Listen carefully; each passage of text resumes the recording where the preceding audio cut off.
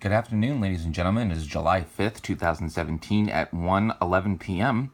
This is Storm Spotter for the National Weather Service, Timothy Burrow, coming to you with another updated monsoon video. So, the North American monsoon, where is it at? Some people call it the summer thunderstorm season. That's okay too. You can call it whatever you like, but scientifically, there is a North American monsoon season that is much smaller than the one that affects Asia and India. It's just a smaller scale monsoon system. So what are we looking at here? Well, these are heights, okay? 500 millibar heights. And this tells us where there's troughs, and this tells us where there's high pressure centers. So where is the trough right now? Okay, let's look at a trough. See, here in the Great Lakes region, this is a trough.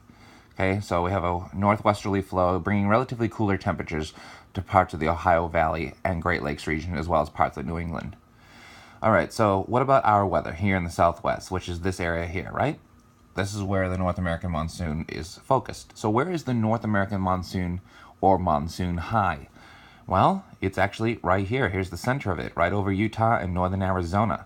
This is week 1, okay? This takes us out to the 11th, and we can see a relatively strong ridge, 594 millibars. We're gonna, unfortunately, as this moves northward, it's going to create an air mass that is very thick and hot. So we're looking for temperatures between 112 and 118 degrees for Thursday and Friday. Well, how long is that heat going to last? No one can really know for sure, but probably until about the weekend. That's when we're going to start seeing increasing humidity and Gulf surges. I expect a Gulf surge by Thursday night, okay, tomorrow night, across the desert Southwest. That's going to come up here from the Gulf of California. So this is the monsoon high, and that's a very, very good location to start importing moisture, as the moisture is going to flow clockwise around the high pressure center. That's going to bring a northeasterly to an easterly wind, and at times, as the high moves east a little bit, it will also cause the winds to come out of the southeast, which is even a better direction for moisture to come in, or deeper moisture to come into the southwest.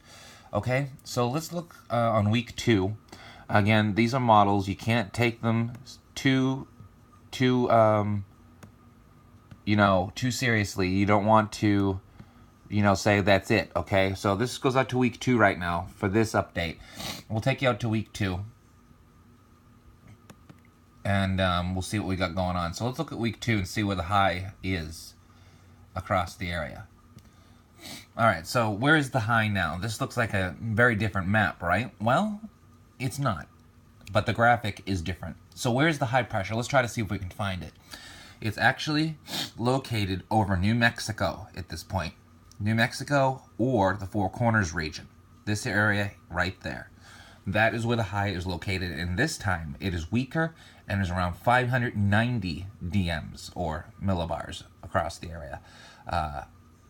It's a little bit weaker, so it's not like it's a big difference, other than that the air is going to be a little bit cooler, but it will be more humid across the area. So keep that in mind, that temperatures are still going to be hot, but it is going to also be quite humid across the region. Okay, so let's take a look at some other maps right now. We're going to go to the assemble members. All right, and this is going to give us an idea of where the high pressure center is on the map. You're going to see it a little bit better, okay, on these maps. All right, so let's start 1 through 5 days. All right, here's the 1 through 5 day map. So here's the high pressure here. This is actually a very good location to have the high pressure flow. That's called the Great Basin High. And in that, we usually have slow-moving thunderstorms that can produce a tremendous amount of rain if we have a high precipitable water. Only problem is precipitable water is only going to be about 1.25 to 1.75 inches. That's high, but it's not astronomically high. So we're still going to see some pretty good heavy rainers if you get under one of these thunderstorms. Okay, remember, the flow is clockwise. You have a clockwise flow of air. So this is a northeasterly type of scenario, northeasterly type of wind and direction. All right, so that's on the heights. What we kind of want to look at is basically the lines, the isobars, so to speak. If I can get those up here, let me see. I'm not exactly sure why I can't seem to get it up, but let's take a look what we got down here. Let's scroll down a little bit. And we got Upper dynamics. Okay, so now we're going to look at winds. Winds are important. We want to know which direction the wind is coming from to see if we're going to have moisture imported into the area. Okay, so this is on, let's see what day this is. This day is Monday, July 10th. You can see the high pressure is over northern Arizona. Now, that's not a very decent location to get moisture coming in. We're actually going to have a southerly flow or southeasterly flow coming into Southern California, so they may actually get more thunderstorms than we get because, look, our winds are southeasterly, but the high is a bit close, so this tends to suppress some of our thunderstorm activity across the area. In New Mexico, you got a northerly flow, and that usually brings drier air into New Mexico and reduces the chance of showers and thunderstorms over that region. But here, like I said, the high is circulating around, the high is circulating around like this, and we have a southeasterly wind. So we're still going to have small amounts of moisture in there, but it's not going to be drastic or anything. All right, so let's take a little further out.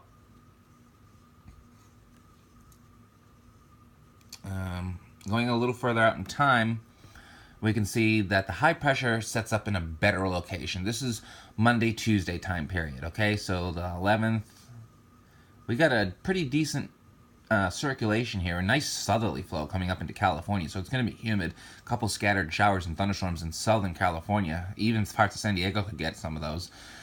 We have a southeasterly wind here, so this is kind of like a diffluent or convergent flow here. Those are two different things, but the air mass is going to be kind of enhanced over the area to produce some showers and thunderstorms in the central deserts. And now remember, we have MCSs, which are mesoscale convective systems that can develop in these flows, or little weak low pressure systems that can develop around the high pressure center from the plains and come in here.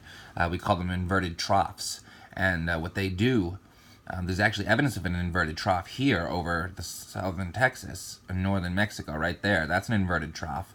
We'll have to see if pieces of energy break off of that and move into the flow. And if that happens, then we could be looking at some strong to severe thunderstorms and even some supercells. Now, we have a northeasterly wind or northeasterly wind coming into New Mexico, so you're going to have some showers and thunderstorms, but they're going to be limited mainly to the mountainous terrain initially, with a few of them getting down into the deserts into New Mexico, or the lowlands as we like to call them, across the area. So heading further out in time, we can see that the high, this is 204 hours out. Okay, this is Friday the 14th. Now you can see the high pressure is over the northern Rockies, or central Rockies, I should say. Northern Rockies would be up here in Montana, but here's the central Rockies, and look at this flow here. That's pretty fast. That's a decent flow.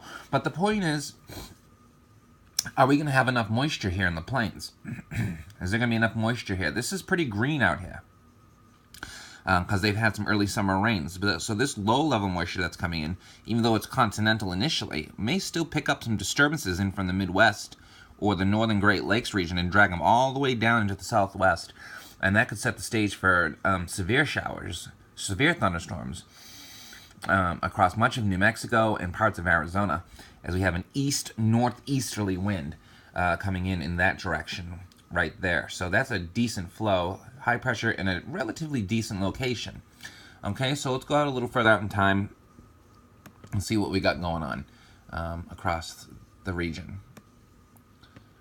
All right, so here's the high pressure on the 15th and 16th, and you can see it's over Wyoming at this point. Not a bad location to have it, but we also have a southeasterly wind coming into the area, and a cutoff low pressure system off the coast of California. That most oftentimes can actually enhance showers and thunderstorms across the region and give us some severe weather across the area as well. So the thunderstorms could be stronger, they'll produce more rain, there could be some hail, very dangerous lightning, all these areas. And the winds coming into New Mexico, still moist enough that we could see a daily round of showers and thunderstorms across the region. So the monsoon is beginning to show signs of picking up here across the area. That's good news. And this is a very good location to have high pressure in. All right, through the middle of July. So then something interesting happens. could be a monsoon break, or maybe not. You see that jet stream here in Southern California, central and southern? That's a southerly wind. But look at the wind here in Arizona. We have southerly. Now, southerly doesn't usually bring a lot of storms. In other words, they're not numerous. But oftentimes we get supercell structures because the high pressure is over the four corners, or what we like to call the Colorado area, Colorado Basin, right there. And with those two air masses converging, it looks like severe thunderstorms are usually to the east of those regions, not the west. They're more in the central deserts. So we could be looking at strong to severe thunderstorms on those days with heavy rains and hail across the region. New Mexico, you got an east-northeasterly wind. That seems to be a very persistent pattern for you. That's not the most moist one you can get, but it is a good direction to get daily threats of showers and thunderstorms, with some of them, again, moving off of the mountains terrain into the lowlands. All right? Now, going at the very end of the forecast cycle, and this is way out. You have to be very careful going this far out because things can change. But you can see the high pressure becomes elongated. So elongated or negatively tilted. So basically what that is a strong northeasterly wind, and that's still a decent direction for getting storms off the higher terrain into the lower deserts. This is the 21st you're looking at now. The high pressure over, again, the Four Corners region, but is elongated. So that could bring initially a little bit of drier continental air into the air, but depending on how much humidity, moisture, and dynamics are in that flow, we could be, again, looking at strong to severe thunderstorms with heavy rain and large hail across the area as well. All right, let's look at one more model here. We're going to go to another model, another assemble member. And what you just looked at was the GEFS model, okay? So now we're going to go down to the GEPS model and see what this shows. We'll start around 90 hours.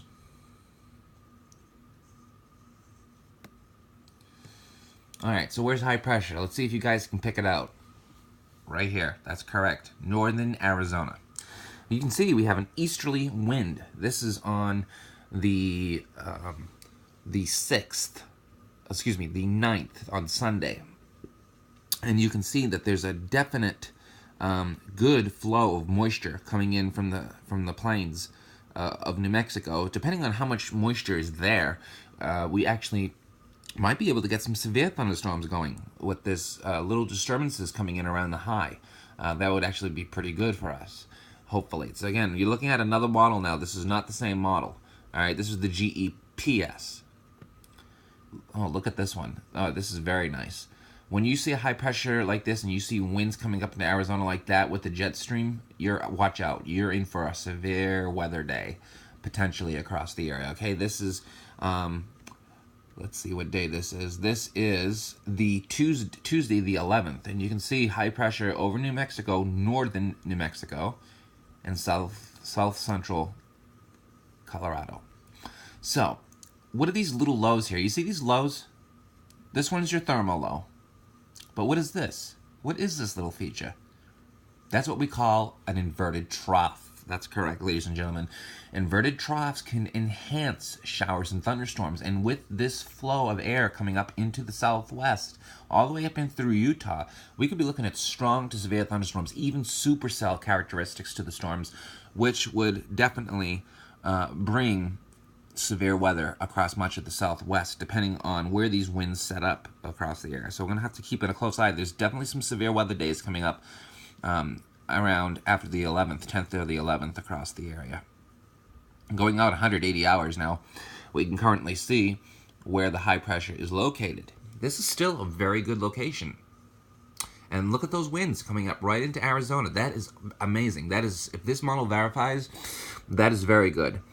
We got the jet stream off to the northwest. We have a nice southeasterly wind coming up. And again, look what it's pointing at. Another inverted trough here. All right, it's right here. This low pressure is another inverted trough. All right, then there's another inverted trough over parts of eastern Colorado that could swing down right into Arizona and parts of New Mexico. So some more severe weather, perhaps, we can look at. We got to take a look at Cape on these days because sometimes the Cape is actually higher in the deserts than it is in the mountainous regions. All right.